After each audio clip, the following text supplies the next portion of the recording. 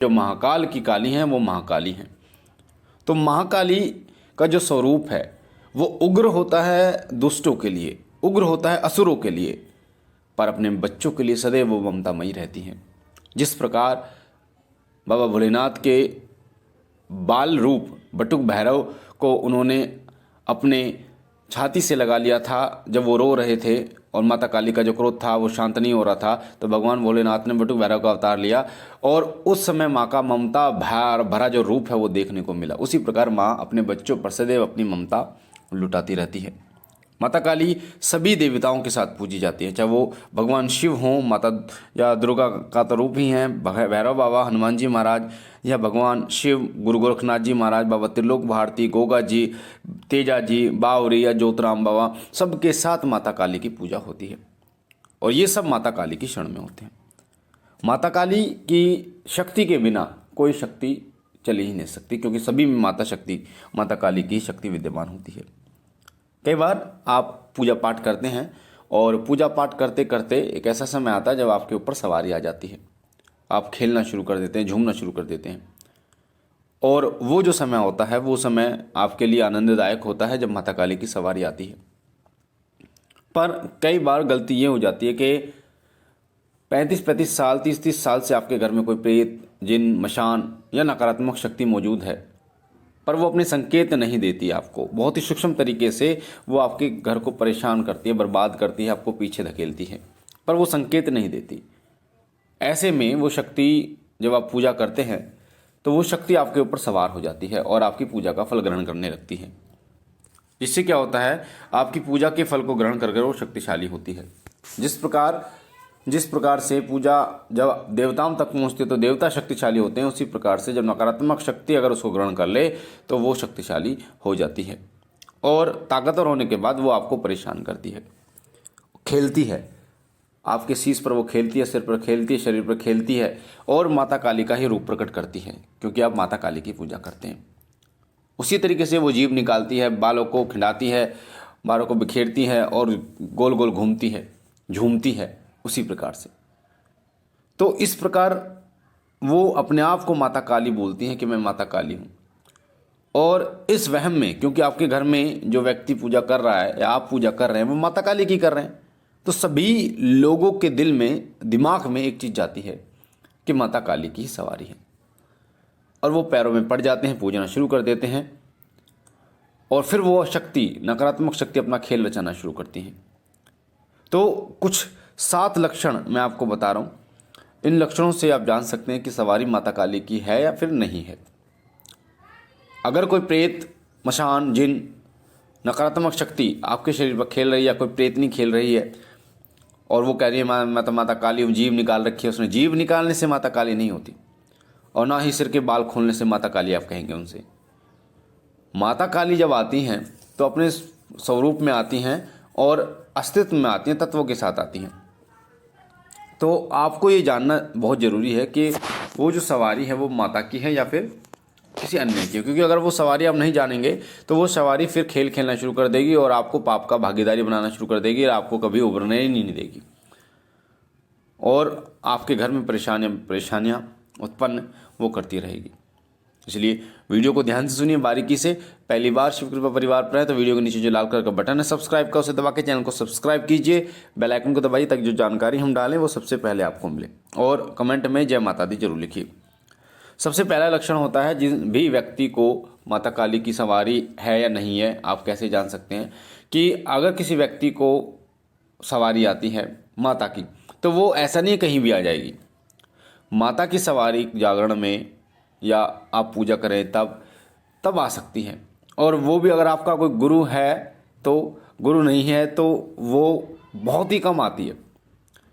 पर अगर प्रेत है तो वो कहीं भी खेलना शुरू कर देता है, आपके घर में खेलना शुरू कर देता है, आप रिश्तेदारी में गए वहाँ खेलना शुरू कर देता है, आपने बोला कि माता को बुलाओ, आपने याद किया और माता वो आ गया।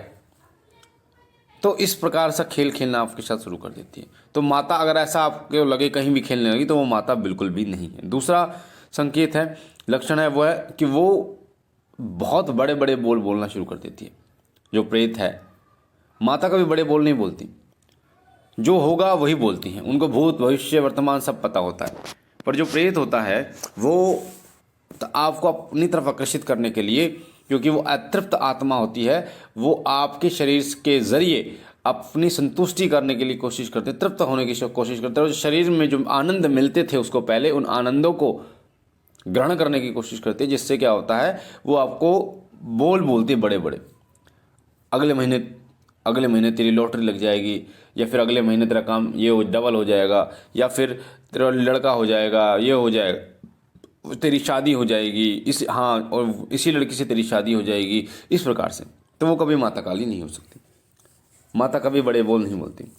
तीसरा लक्षण होता है कि वो माता अगर है तो कभी माता भेंट नहीं मांगती। अगर वो प्रेत या नकारात्मक शक्ति है तो वो भेंट मांगेगी, बार बार भेंट मांगेगी, तामसिक भेंट, मुर्गा, बकरा, क्योंकि इनसे ये नकारात्मक शक्तियाँ शक्तिशाली होती हैं, और जितनी ये शक्तिशाली होंगी उतना ही ये फिर अपना प्रभाव आपको दिखाती हैं। तो माता कभी अपने मुंह से भोग नहीं मांगती, आपको बता जरूर देती हैं कि इस भोग को आप दे देना, आपका काम बन जाएगा, पर कभी ज़बरदस्ती नहीं करती। वो भेंट सिर्फ और सिर्फ आपसे मांगती कब है, जब आपका कार्य हो जाता है, और वो भी कभी डरा के नहीं मांगती। तो ये नकारात्मक शक्तियाँ आपको डराती हैं कि मेरा भोग नहीं दिया तो मैं एक की मृत्यु होनी शुरू हो जाएगी, या बकरा नहीं काटा, या इस तरीके से। तो इस चीज़ का ध्यान रखिए। और जो चौथा लक्षण है वो है कि जब भी माता आती हैं तो जयकारे जरूर लगाती हैं, अपने धाम के जयकारे लगाती हैं, अपने धाम के या अपने साथ जो शक्तियाँ चल रही हैं उनके साथ उनके जयकारे लगाते हैं। जैसे हनुमान जी उनके साथ चलते हैं, हनुमान जी के, बालाजी के, भैरव बाबा के, भगवान शिव के जयकारे लगाती हैं, माता मदानंद के जयकारे लगाती हैं, बावरियों के जयकारे लगाती हैं जब वो चलती हैं। कई बार जो प्रेत होता है, जब उससे बोला जाता है कि जयकारे लगाओ, तो प्रेत जो है ना उसको पता कुछ होता नहीं है कि माता कैसे आती हैं। वो क्या है, वो जयकारा लगाता है, खुद माता काली बन के आया, कहता है माता काली की जय। तो अगर ऐसा हो तो वो माता काली नहीं हो सकती, बिल्कुल नहीं हो सकती। कभी कोई शक्ति आ रही है वो अपना जयकारा कभी नहीं लगाएगी, अपने धाम का जयकारा जरूर लगाएगी, अपने साथ जो शक्तियाँ चल रही हैं उनका जयकारा लगाएगी, पर कभी भी अपना जयकारा नहीं लगाएगी। पांचवा जो लक्षण है कि वो खुद की तारीफ करती है। अगर कोई नकारात्मक शक्ति तो वो बार बार खुद की तारीफ, अपनी खुद की शक्तियों की तारीफ करती है कि मैं ये कर दूंगी, मैं ये हूँ, मैं वो हूँ। माता कभी खुद की तारीफ नहीं करती, उनकी तारीफ करने के लिए तो पूरा संसार है। ये संसार उनके चरणों की धूल के रज के बराबर भी नहीं है। माता का जो रूप है, विकराल रूप है, हमारी क्या औकात है कि हम अपने मुख से उनके लिए 2 शब्द भी कह सकें, ये ब्रह्मांड कम पड़ जाता है। तो ये संकेत है। छठा जो संकेत है कि वो आपको लालच देती है। लालच कैसे, कि तेरा ये काम हो जाएगा, तेरा वो काम हो जाएगा। घर वाले बोलते हैं माता ये काम हो जाएगा, करा हो जाएगा, इस तरीके से वो आपको आकर्षित करने की कोशिश करती है ताकि आप उस पर शक ना करें।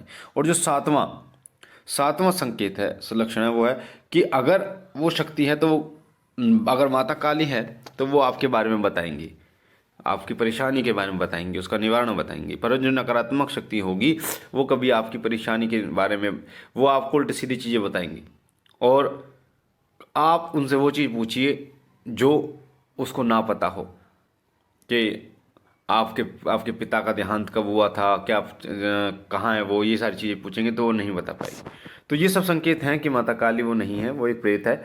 और अगर ये ना मिले, और जो मैंने आपको बताया कि माता काली आए तो जयकारे लगाती हैं, तो वो संकेत माता काली के हैं। मुझे आशा है आप सचेत रहेंगे, सावधान रहेंगे इन चीज़ों से, क्योंकि ये चीज़ें हो चुकी है। और ये मैं आपको आगे बताऊंगा एक वीडियो में कि जो आप बीती घटना मैं आपको बताऊंगा एक व्यक्ति की, कि उनके साथ में एक प्रेत ने इसी प्रकार से खेल खेला था। और वीडियो को ध्यान से सुनिएगा, अगली वीडियो को। और बाबा भोलेनाथ और माता काली से विनती करता हूँ वो आप पर कृपा करें, आपके घर पर कृपा करें, सदैव आपकी झोली भरते रहे। हम मिलते एक नई जानकारी के साथ, तब तक के लिए ओम नमः शिवाय, ओम नमः शिवाय, ओम नमः शिवाय।